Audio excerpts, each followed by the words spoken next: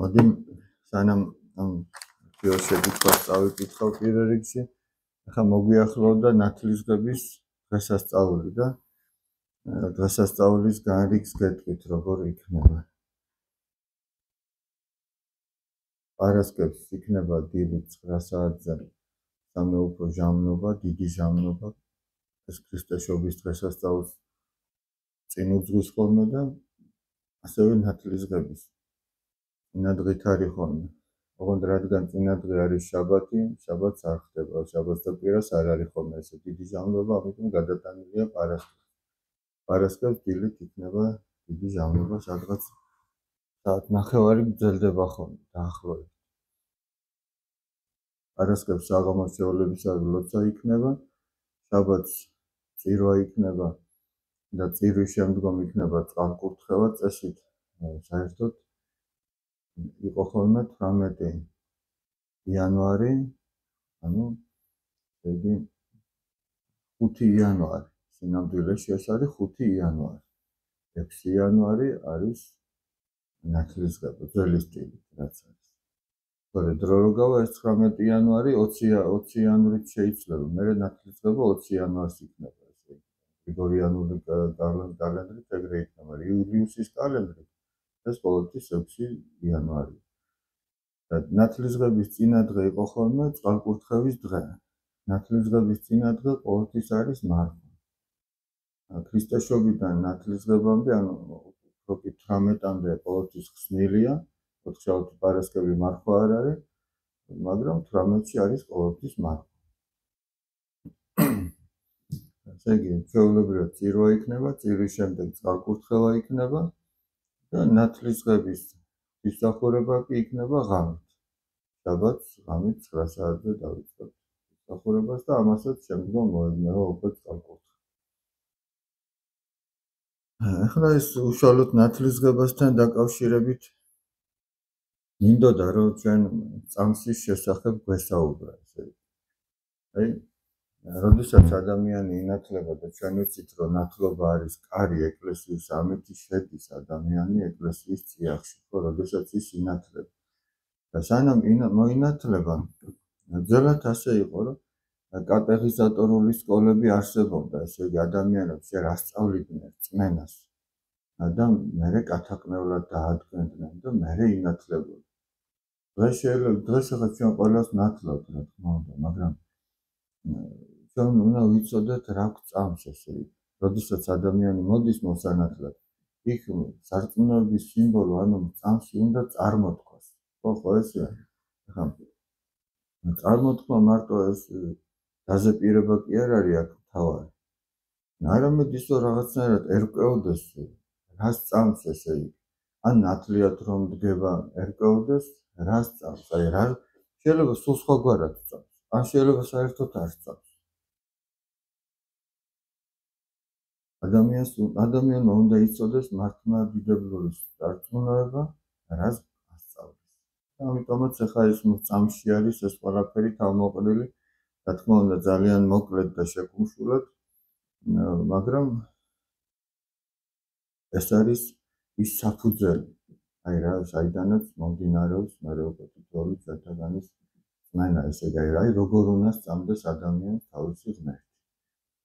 ამ წამს ეწოდება ნიკია კონსტანტინოპოლის სარწმუნოების სიმბოლო, იმიტომ რომ ეს შემუშავდა პირველ 2 საეკლესიო კრებაზე. სულ 7 საეკლესიო კრება არსებობს, მსოფლიოს საეკლესიო კრება 7. პირველი შედგა ბითინის ქალაქ ნიკეაში 325 წელს, მეორე ბიზანტიის დედაქალაქში კონსტანტინოპოლში 381 წელს. და აი ამ კრებებზე იქნა ნაწილი პირველ კრებაზე, ნაწილი მეორე კრებაზე შემუშავებული, იქიდან გამომდინარე, რომ სრულსწავლებები წამოყოფდა ხოლმე თავს და ამის დასაგმობად და რწმენის იგი სწორი რწმენის განსაზღვრისთვის ხდებოდა მსოფლიოს საეკლესიო კრებები. მოდი ახლა უბრალოდ აი ეკრანზეც იმიტომ არის, რომ თქვენს ამდენადაც თქვენი თვალი აღიქონს, ახლა იმ წერებს არ ვიცი, მაგრამ დავიკითხოთ და ძალიან ზოგადად განვიხილოთ, ესე იგი, აი როგორც თქვენ მოთელვის რა რომ გამოგვივიდეს ესე იგი ჩვენ ახლა ძალიან დოგმატურ საკითხებზე რო არ ვივიძებთ და სრული ადამიანისთვის მაინც და რას გასწავლის თითოეული მუხლი თუ 12 მუხლისაგან შედგება და მე ზოგადად მოვიხილავ ხა შეძლებს და გვარი პირველი წამს ერთი ღმერთი მამა ყოვლისა მყრობელი შემოქმედი ცათა და ქვეყანისა ხილულთა ყოველთა და არა ხილულთა ესე იგი ადამიანს წამს რომ არის ერთი ღმერთი და რომ ამ ღმერთს ადამიანი მამას უწოდებს იმიტომ რომ თავად ღმერთმა მოგწევს ჩვენ ამისი უფლება და აი მეტი აი წარმოგიდგენთ მეუბნება რომ შენ მისი შვილი ხარ მისი შვილი ხარ რომ ის მამაა შენ ამის უფლება მოგწევს სახარებაში როგორ წერია რომ ესე იგი თავისიანებთან მოვიდაო და თავისიანებმა ის არ შეიწნარეს ანუ ადამიანებთან მოვიდა და ადამიანებმა ის არ შეიწნარეს და ჯარსაც არა მაგრამ ვინც მიიღო მას მისცა ხელმწიფება რომ ღვთის შვილი ყოფილიყო წამს რომ ის არის ყოვლის მყრობელი ის განაგებს უფალი მეფობს როგორც უნდა წერილი ამბობს რომ ის არის შემოქმედი ცათა და ქვეყანის ანუ ყველაფერი ხილულისა და უხილავის ანუ უხილავში ანგელოზები იგულისხმება ჩვენი სული იგულისხმება ხილულში იცით რა იგულისხმება ანუ ჩვენ ესეთი ღმერთი გწამს და ერთი უფალი იესო ქრისტე ძეღმრთისა ხოლო შობილი მამისაგან შობილი უწინარეს ყოველთა საუკუნით და გწამს რომ ძეღმერთი არის მხოლოდ შობილი რომელიც მამისაგან იშვება უწინარეს ყოველთა საუკუნით ну ეხლა რაზე იყო კიდე ხაზი გასმული რომ ეს რატო შედგა ეს კრება ეგვიპტეში იყო ერთი სასულიერო პირი არიოზი ერქვა ის ავრცელებდა არასწორ სწავლებას იმის შესახებ რომ ძეღმერთი კი არ არის თანადიდებული თანამარადიული მამა ღმერთისა და რომ ის მამისაგან იშვება კი არ არის ეს კი არ ამბობდა არამედ ამბობდა რომ ძეღმერთი არის ქმნილება თუმცა აღმატებული ქმნილებათა შორის მაგრამ მაინც ქმნილება აქ განსაზღვრულია რომ ის მამისაგან იშვება შემდეგი მოხლე ნათელი ნათლისაგან ღმერთი ჭეშმარიტი ღვთისაგან ჭეშმარიტისა შობილი და არა ქმნილი როგორც არიოზე ამბობს ერთ-არსი მამისა ну ერთი ბუნების მქონე ძეღმერთს და მამა ღმერთს და სულიწმინდა ღმერთს ერთი ბუნება რომლისაგან ყოველი შეიქმნა ახლა უკვე ღმერთის განკაცებაზე ადამიანად მოსვლაზე მეოთხე მოხსი რომ რომელიც ჩვენთვის კაცთათვის და ჩვენისა ცხოვრებისათვის გარდამოხდა ზეცით ადამიანებისთვის ის ეციდან ქვეყანად გარდამოხდა და ხორცნი შეისხნა სულისაგან წმინდისა როგორც ქალწულ მარიამს თავრანგელოზმა გაბრიელმა აუწყა რომ სული წმინდა მოგიჩრდილავს და ძალი მაღლისა დაგიფარავს სული წმინდისაგან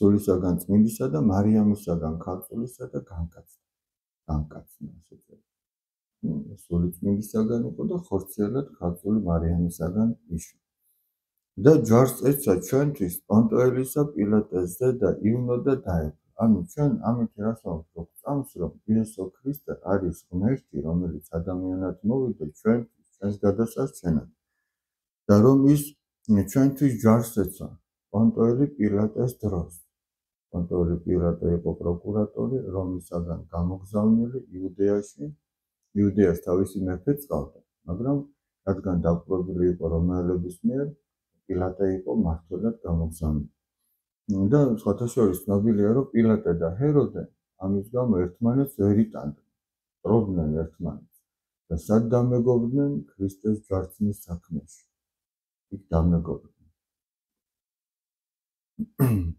და ჩვენ გვწამს რომ ქრისტე ჩვენთვის ჯვარს ეცა ივნო და საფლავად იქნა დადებული აი ხაზი ესმება ქრისტეშობასთან დაკავშირებითაც და ჯვარცმასთან დაკავშირებითაც, რაც ყველაფერი მან ჩვენთვის გააკეთა.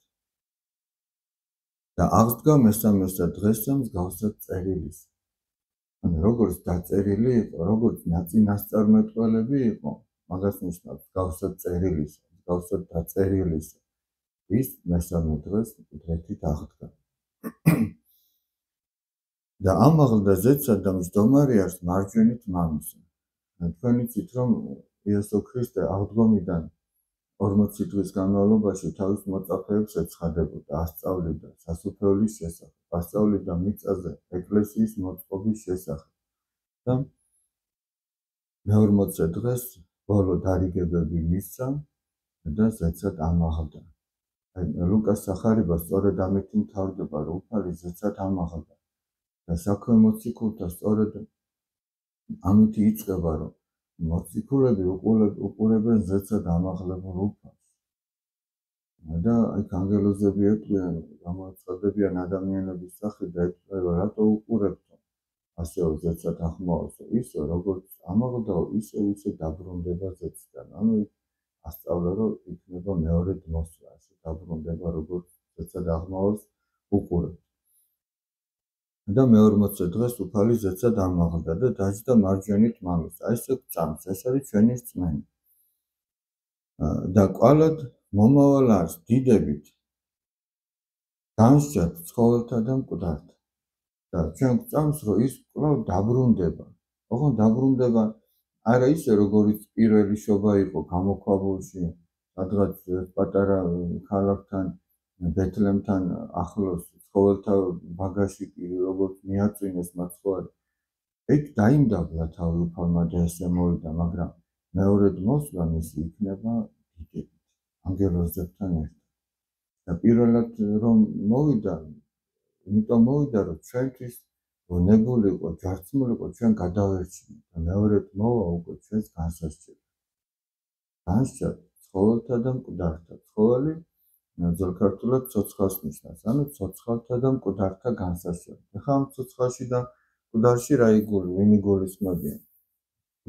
ერთი აზრით იგულისხმებიან ისინი, ვინც ანუ ცოცხალში ის ადამიანები, ვინც მაშინ ფიზიკურად ცოცხალი იქნება, როდესაც უფალი დაბრუნდება, კაცობრიობის ის ნაწილი, ვინც უშუალოდ მაცხოვრის მოსვლის დროს იქნება ცოცხალი და მკვდარში მაშინ გარდაცვლილები. ოღონდ როგორც მოციქული პავლე ამბობს, მკვდარნი აღსდგებიან და ვინც ცოცხალნი იქნებიან, მათი სხეულებიც შეიცვლება, ანუ მკვდრეთით აღდგარი ადამიანის და მაშინ ცოცხალი ადამიანის სხეულები ერთნაირი გახდება, სულიერი სხეულები იქნება.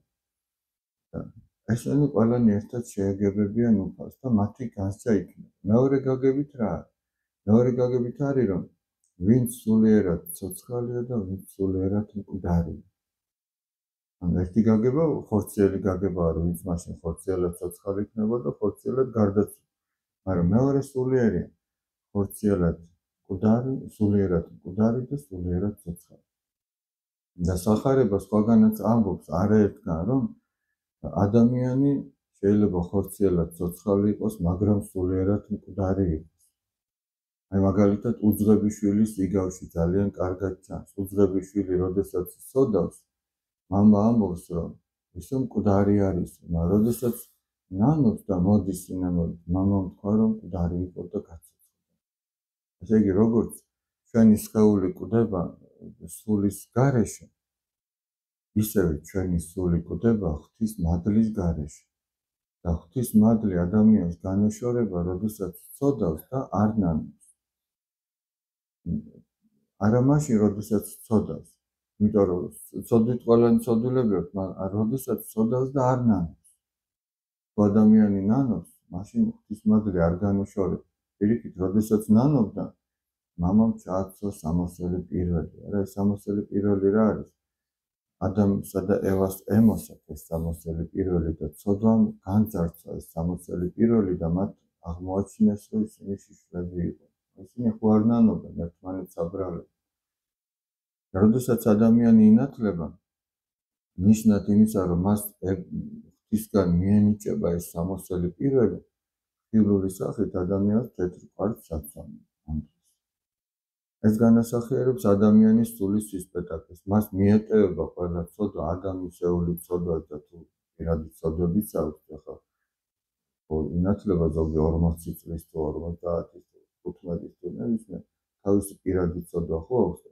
ეს მიეტევება, მაგრამ მასში რჩება მიდრეკილება ცოდვისაგან. ჩვენი ბუნება დაზიანებულია. ახლა დავუშვათ ჩვენი სული განსპეტაკდა. მაგრამ ყოველდღიურად ადამიანი მაინც ცოდავს. არ არსებობს ერთი დროც იცოცხლოს გაცმა და ცოდვა არ ჩაიდინოს. მაგრამ მეორე ნათლისღება არ არსებობს. იმისთვის რომ ადამიანს კვლავ მიეტევოს ეს ცოდვები. მაგრამ არსებობს სინანულის საიდუმლო, რასაც წმინდა მამები უწოდებენ მეორე ნათლისღება. ანუ როგორც ნათლისღებისას მიეტევება ადამიანს ცოდვები, ასევე გულწრფელი სინანულისას ადამიანს მიეტევება ცოდვები. უძღებიშვილი რომ დაბრუნდა, კი არ მონათლა, არამედ ნანობდა თავის ცოდვას და აი იქ მიეტევა ადამიანს თავის შეცოდებები. იმიტომ რომ აი სინანულის გარეშე ვერც ერთი ადამიანის გადარჩენა ვერ მოხერხდება. შეუძლებელია უნანელი ადამიანის ცხონება. მაგრამ შეუძლებელია მონანული ადამიანის ჯოჯოხეთში ყოფნა. ადამიანი რომელიც ნანობს. აი ავაზაკი, ნანობს. მთელი ცხოვრება ხო როგორ გაატარა, მაგრამ რადგან ის ნანობდა, აი იქ მიეტევა მას შეცოდებები. და პირველი სწორედ ის ცხონდა, ის გადარჩა, ის შევიდა სასუფეველში. მიქალიც ამას ამბობს, რომ შეინანოთ, რამე თუ მოახლოებულია სასუფეველი ცათა. ახლა ეს მეორე ნათლისღება რო თქვი, აქ რომ მინდა ჩავუხტო, რომ არის ხოლმე შემთხვევა, რომ ადამიანები მოდიან და გეკითხებიან, რომ თუ შეიძლება რომ ადამიანი მეორედ მოინათლოს. ძირითადად მიზეზი რა არის ხოლმე, რომ ან ნათლიასთან ურთიერთობა არ აქვს, ან რაღაც არასასიამოვნო ურთიერთობა აქვს, რაღაცა უთანხმოება მოუხდათ, ან რაღაცა და ახლა უნდა რომ ნათლია ყავდეს, ან მშობელს უნდა რომ თავისთვის ნათლია ყავდეს. მაგრამ ამ შემთხვევაში არ შეიძლება მეორედ ნათლისღება. ერთხელ იბადება ადამიანი ხორციელად და სულიერადაც ერთხელ იბადება ქრისტეში და სხვადასხვა ეს სულიერი დაბადება უფრო მნიშვნელოვანია. და ექცეოდა ხოლმე ამას ყურადღება ნათლობის დღეს, როდის მოინათლა ადამიანი, ვიდრე იმას, რომ ხორციელი დაბადების დღეს. რომ თუ იმას გახსოვთ, როდის მოინათლეთ, ვიძლიათ აღნიშნოთ ხოლმე. ახლა დიდებს უფრო არ ემახსოვრებათ, მაგრამ შეიძლება ადამიანმა თავისი შვილის ნათლობის დღე დაიმახსოვროს და ამითი ესე იგი სიტყვაზე თუ აღუნიშნავს ამას, აღნიშნავენ, რომ ნათლობის დღეა. ერთ წელს აღნიშნავენ, აი ისეთივე ზეიმურობით დავუშვათ, როგორც აღნიშნავენ დაბადების დღეს. და წესით ეს უფრო მეტი ზეიმურობითაც შეიძლება რომ აღინიშნოს. იმიტომ რომ ამაში ძალიან დიდი შინა არსებობს. ანა იმაში არ დევს, რომ ადამიანი მოევლინა ამ ქვეყანას. ესეც პატარა ამბავი კი არ არის. არ არსებობდა ადამიანი და მოევლინა ამ ქვეყანას, მაგრამ სულიერად რომ იბადება ქრისტეში, ამასაც თუ მშობელი აღნიშნავს, ამითი ბევრ ამას ასწავლის ბავშვს, რომ თურმე როგორი მნიშვნელოვანი ყოფილა ნათლობა. მერე რას ნიშნავს ეს ნათლობა, რომ ეთქვის, რომ შენ ქრისტეს ეკლესიის ნაწილი გახდები. მერე რას ნიშნავს ქრისტიანობა, რომ ქრისტეს უნდა მიბაძო, ესე იგი. ქრისტიანობა არ არის მარტო ის, რომ პირჯარი გადაიწერო და რაღაცა ეს ანთელი დაანთო. ქრისტიანობა არის ცხოვრების წესი. აი ხო, ყველაფერს ხო თავისი წესი აქვს, არა? და ქრისტიანის ცხოვრებასაც თავისი წესი აქვს. აი ამ წესის მიხედვით უნდა იცხოვროს. ეს წესი არის აღთქმის-ცნებები. ჩვენი წესი, ჩვენი ესე იგი, აი როგორ უნდა ვიცხოვროთ, ჩვენ გვასწავლის უფლის მცნებები. აი რა დროს როგორ უნდა მოექცე. იმიტომაც ქვია სახარებას ცხოვრების წიგნი, სიცოცხლის წიგნი. ხო არის მაგალითად აი ბიოლოგიის წიგნი, ფიზიკის სახელმძღვანელო, მათემატიკის თუ რა. შენ ამით ისწავლობ იმ სადაც. მაგრამ შენ რო ცხოვრება ისწავლო, აქ გამოგადგება ეს წიგნი. ახარებ. მით ისწავლობ როგორ ვიცხოვრო სწორად. რომელსაც ჩვენ სამწუხაროდ მაინც და მაინც ხშირად არ ვშლით.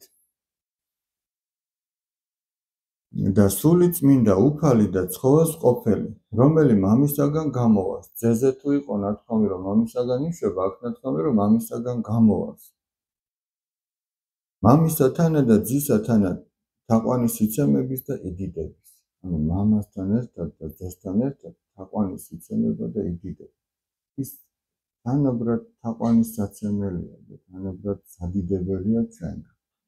სული წმინდა, მამა ღმერთი, ძე ღმერთი და სული წმინდა ღმერთი. რომელი იტყოდა წინასწარმეტყველთა მიერ. ანუ წინასწარმეტყველთა პირით მეტყველებდა სწორედ სული წმინდა. ამაზე ვლაპარაკ. შემდეგ მეათე მუხლი. ერთი წმინდა კათოლიკე და სამოციქულო ეკლესია. ერთი წმინდა კათოლიკე, ანუ ამ მუხლში ჩანს, რომ ჩვენ გვწამს ერთი, ანუ ეკლესია არის ერთი, რომის არის წმინდა და ადამიანი გამწმენდელი, კათოლიკე, ანუ საყოველთაო, რომ უფალი ერთი ტომისთვის თუ ერთი ერისთვის კი არ მოვიდა, არამედ ყველასთვის მოვიდა და სამოციქულო ეკლესია. პირველი კრებული სწორედ იყო მოციქულები. მოციქულებზე დაარსდა ეკლესია. აი სულთმოფენობას რომ აღვნიშნოთ, ესე იგი აღდგომიდან 50 დღეს, ეს არის სწორედ ეკლესიის დაარსების დღე, ეკლესიის დაბადების დღე, ესე რომ ახალი აღთქმის ეკლესიაზე ლაპარაკი. და სამოციქულო ეწოდება იმიტომაც, რომ დღესაც ეკლესია მოციქულობს. აი რასაც აკეთებდნენ მოციქულები, რომ ღვთის სიტყვა უნდა გაევრცელებინათ, დღესაც ეს არის მისია მართლმადიდებელი ეკლესიისა, რომ უნდა გაავრცელოს ღვთის სიტყვა ადამიანების გულებამდე მიიტანოს. იმისათვის, რომ ადამიანებმა ამ სიტყვის მიხედვით, ანუ საღვთო მცნების მიხედვით დაიცვან ცხოვრება, ამითი გადარჩენა. აღვიარებ ერთსა ნათლისღებას და მოსატევებელად ცოდვათ. აი რაზეც თქვით, მოსატევებელად ცოდვათ. აქ მარტო ნათლისღება კი არ იგულისხმება, აქ 7 საიდუმლო, ნათლისღების საიდუმლო, რასაც მაშინე მოყვება ხოლმე მირონცხება, ნათლობაშივე არის, ნათლობის ბოლოს მირონცხება, არის კიდევ ზეთის კურთხევის საიდუმლო, რასაც ჩვენ 7 ზეთისხებას რო ვწოდებთ, არის სინანულის საიდუმლო, არის ზიარების საიდუმლო, არის ქორწინების და მღვდლობის. აი 7 საიდუმლო, რომელიც ჩვენ სამს რომ უფალმა ჩვენ ეს მოგვანიჭა, ჩვენი სულის საკურნებლად და გადასარჩენად. მოველი აღდგომასა მკვდრეთით. ჩვენ თითოეული ადამიანი ველოდებით, რომ ყველა ადამიანი მკვდრეთით აღდგება, როგორც იოანე ღვთისმეტყველი ამბობს სახარებაში, ზოგი გამოვა მარადიული სიხარულისთვის, ზოგი გამოვა მარადიული მწუხარებისათვის. იმის მიხედვით ადამიანი როგორ ცხოვრობდა სახარებისეულად და როგორ ნანობდა თავის წოდებს. და ცხოვრებასა მერმისამის საუკუნესასა და ადასტურებთ, რომ ანუ მოველით ჩვენ მარადიულ ცხოვრებას. ოღონდ ეს მარადიული ცხოვრება მაშინ არის სასიხარულო და კარგი, როცა მარადიულ სიხარულს მოელი. რომ მარადიული ტანჯოთუა და თუ იცი, რომ იქ არასოდეს არაფერი შეიცვლება. ერთ-ერთი მოხატარმა დახატა, მახსოვს, ჯოჯოხეთი დახატა, სადაც არ არის იმედი. იმედი არ არის. და ეს არის ყველაზე ესეთი, აი გაუსაძლისი. გასაჭირში თუ იმედი გაქვს, ის გაუსაძლისი არ არის. აი გასაჭირში რომ იმედი არა გაქვს, ეგ გაუსაძლისი სახის ამ გასაჭირში. წარმოიდგინეთ, აი ამ წუთის სოფელში ხო დროებითია ყველაფერი, სიხარული, მწუხარება, სიხარულია, მერე ისევ მწუხარება და ცვლის ერთმანეთს. მაგრამ ჯოჯოხეთში მწუხარება არ იცვლება. სასუფეველში სიხარულიც არ იცვლება. იქ მუდმივია, მარადიული. და ეს ელოდება ადამიანს. ეს წამს, რომ ეს ელოდება. ახლა წარმოიდგინეთ, ვინც ეს წამს გაშინაარსებულად იცის. მისი ცხოვრების წესი და იმისი, ვინც საერთოდ არ იცის, ერთნაირი ხო არ იქნება. ამას წამს, რომ უფალი ჩვენთვის მოვიდა, ჩვენთვის გააკეთა ეს, ჩვენთვის ჯარს ეცა, აფლავად დაიდო. 1000 რანწყვა და შეურაცხყოფა და ნერწყვა მოიწმინა, ესე იგი. დილის წამება თუ დაციმა თუ ბოლოს ყველაზე სამართლიანო სიკვდილი ჯარცმა, ის ჩვენთვის გააკეთა. და ჩვენს და აღსდგა და ამით დასაბამი დაუდო ჩვენს აღდგომასაც და ჩვენ ამას მოველით და მოველით რომ იქნება მარადიული სიცოცხლე, მარადიული სიხარული და მარადიული მწუხარე. ადამიანი რომელსაც ეს სწამს მხოლოდ დაფიქრდება და რაღაცნაირად შეცვლის თავის ცხოვრების წესს.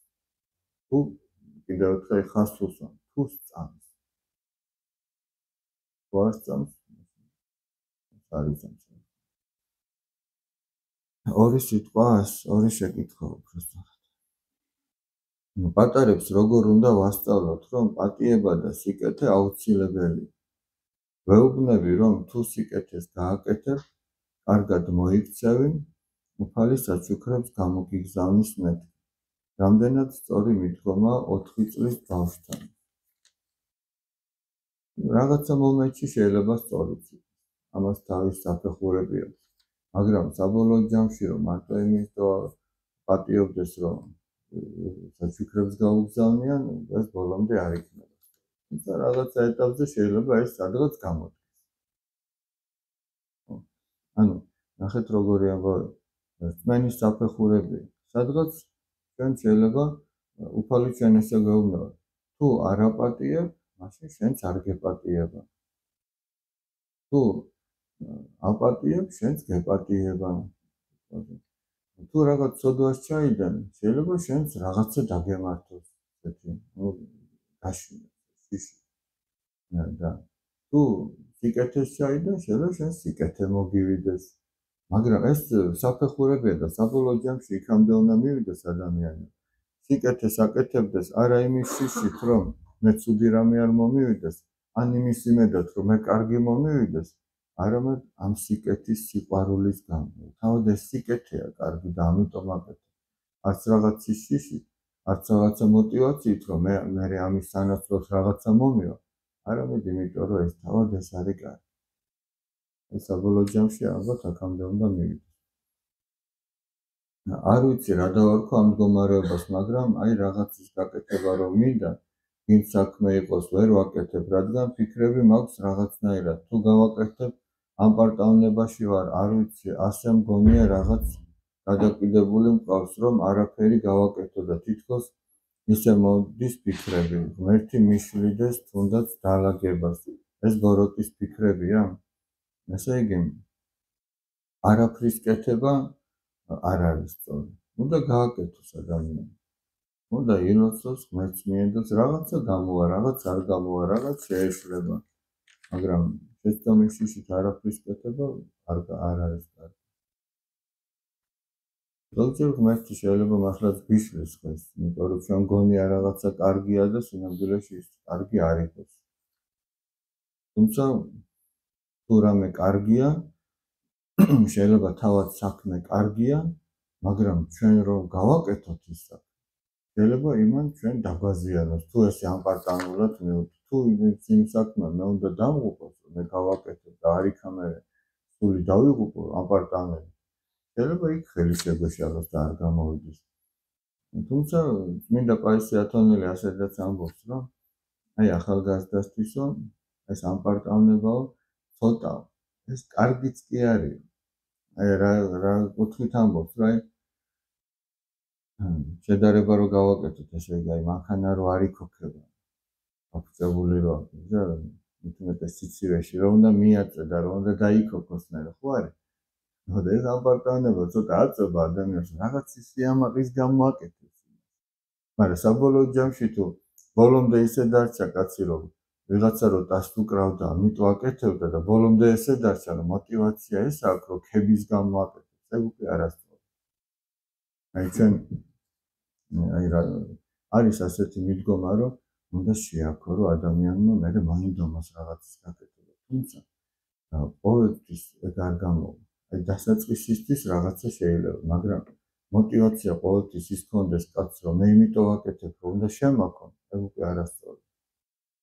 იმიტომ ვაკეთებ რომ საქმეა გასაკეთებელი. შეიძლება ზოგჯერ კაცმა ისეთი საქმეა გააკეთოს, რომ არავინ არ შეაქებს. მაგრამ საქმეა გასაკეთებელი და რა თქმა არ გააკეთოს. უნდა გააკეთოს, შეიძლება იმის გამო არავინაც არ შეაქოს. ვარდაკალით ზე რომ ეგეთი ამბებია.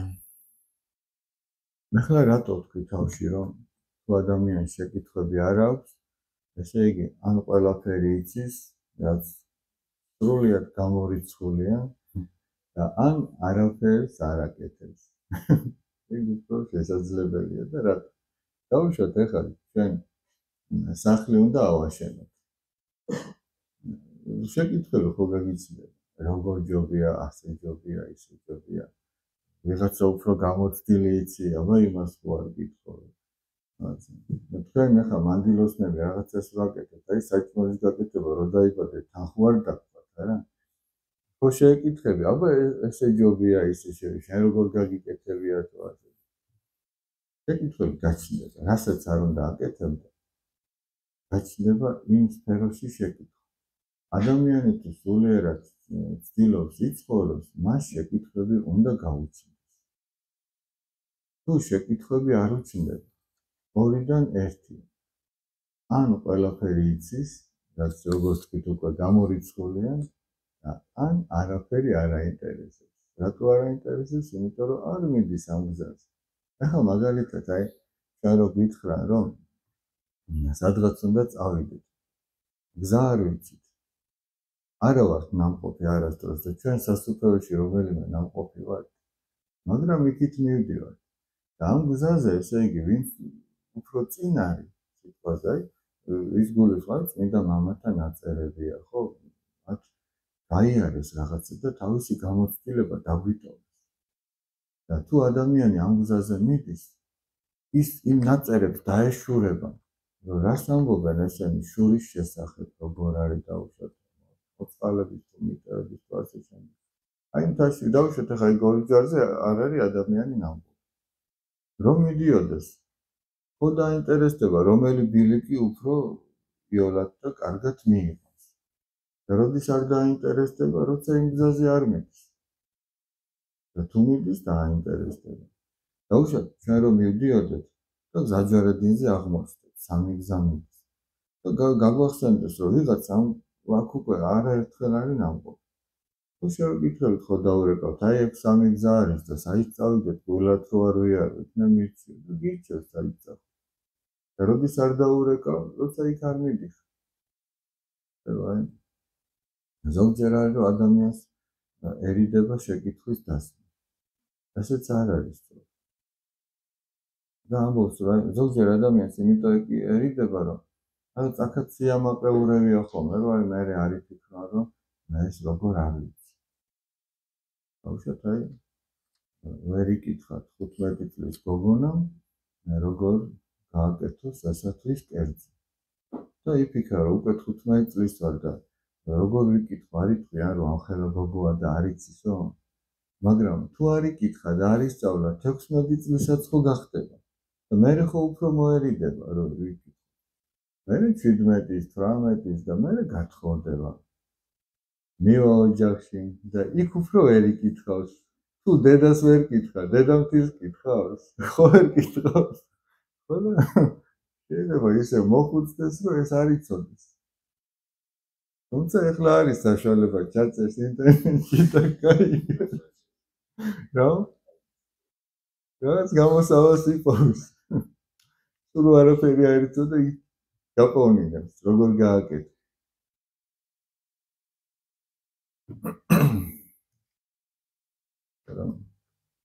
ამას იმიტომ ამბობ, რომ ადამიანი ცხოვრობს სულიერად გაუცილება კითხვა.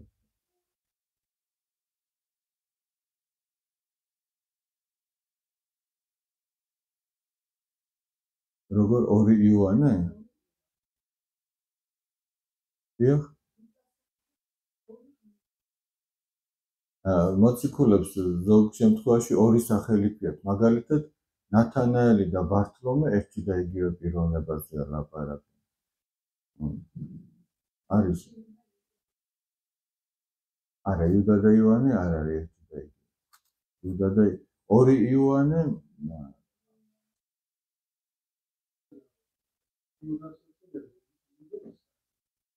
არა, ხო, იუდას ყოველთვის აწერია, რომ იუდა ისკარიოტე.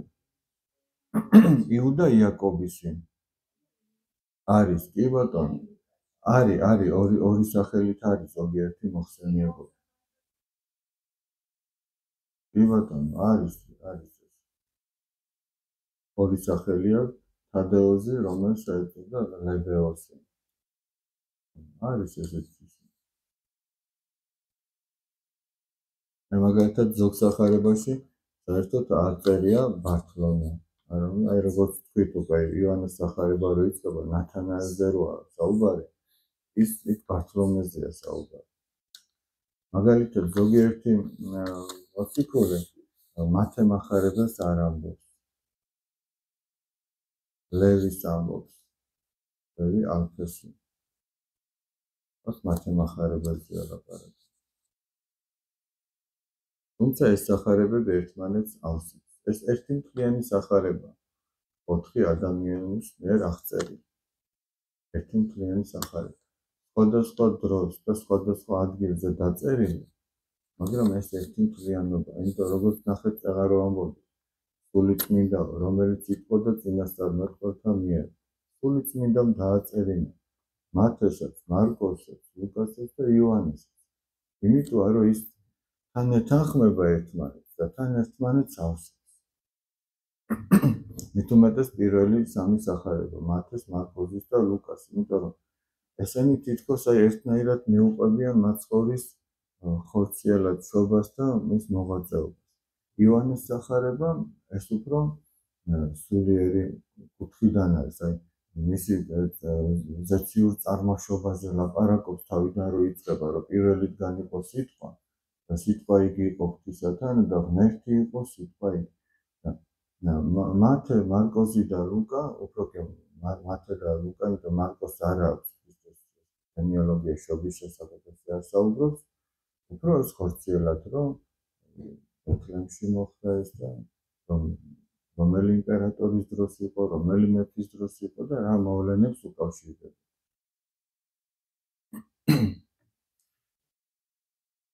როგორ? ხო. იაკობის სახარება. კარგი, დავამთავროთ აბა. როგორ არის?